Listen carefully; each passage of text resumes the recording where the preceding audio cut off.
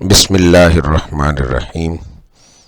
عزیز طلبہ و طالبات، آج ہم اردو کلاس دہم میں نظم خواب کی تعبیر کی مشق حل کریں گے۔ سب سے پہلے یہ بات ذہن نشین رہے کہ یہ نظم خواب کی تعبیر اپنی صنف کے اعتبار سے ملی نغمہ یا قومی ترانہ ہے، اور ملی نغمہ بھی یہ نظم کی ہی ایک صورت ہے۔ اسے عموماً گانے کے لیے لکھا جاتا ہے۔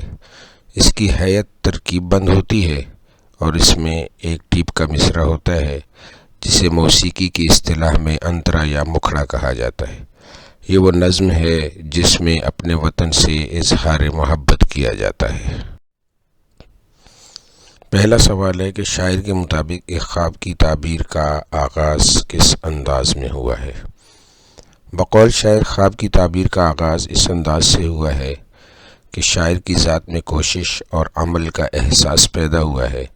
اس میں کچھ کر گزرنے اور اپنی صلاحیتوں سے کام لینے کے خیال نے انگڑائی لی ہے۔ قیام پاکستان کا خواب جو اب شرمندہ تعبیر ہو چکا ہے، اس کے لیے عمل کا آغاز کر دیا ہے۔ دوسرا سوال ہے کہ سارا جہاں گوش بر آواز کیوں ہے؟ شاعر کہتا ہے کہ اس کے دل میں فکر و عمل کا خیال پیدا ہونا خاص نعمت خداوندی ہے۔ اس کا دل آزادی اور محنت کے جذبات سے سرشار ہے۔ وہ خوشی اور جوش و جذبے سے گیت گا رہا ہے۔ ساری دنیا حیرت اور اشتیاق سے اسے دیکھ رہی ہے۔ یہ انداز دنیا کے لیے نیا ہے، اس لیے دنیا اس کی آواز پر کان لگائے ہوئے ہے، یعنی کہ گوش بر آواز ہے۔ ٹیپ کا مصرع کسے کہتے ہیں؟ اس نظم میں ٹیپ کے مصرع کی نشاندہی کریں۔ ٹیپ کا مصرع ایسا مصرع ہے جو کسی نظم میں مناسب یا معین وقفوں کے بعد بار بار دہرایا جائے۔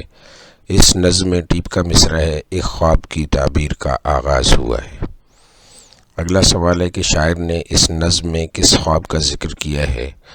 جمیل الدین عالی نے یہ نظم قیام پاکستان سے کچھ عرصہ پہلے لکھی تھی، جب تحریک آزادی اپنے آخری مراحل میں تھی۔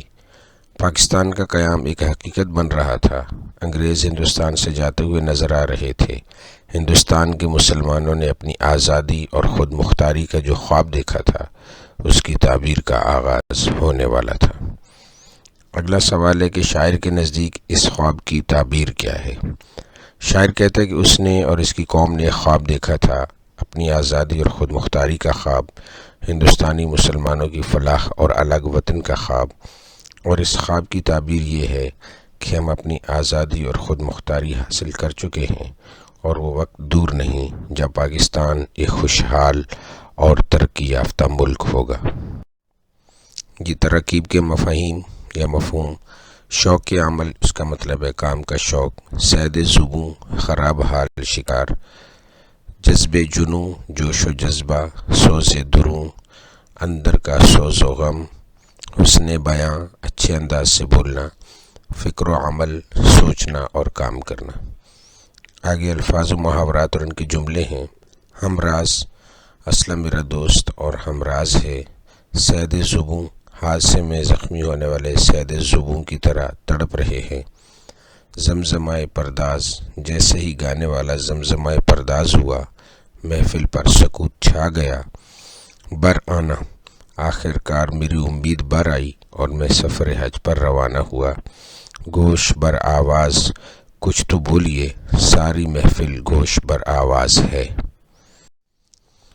مرکزی خیال: اس نظم کا مرکزی خیال یہ ہے کہ مثبت سوچ اور جہد مسلسل ہی سے قومیں ترقی کرتی ہیں۔ اس وطن پاکستان کی ترقی کا جو خواب ہمارے اسلاف نے دیکھا تھا، اس کی تعبیر کا وقت قریب آ چکا ہے۔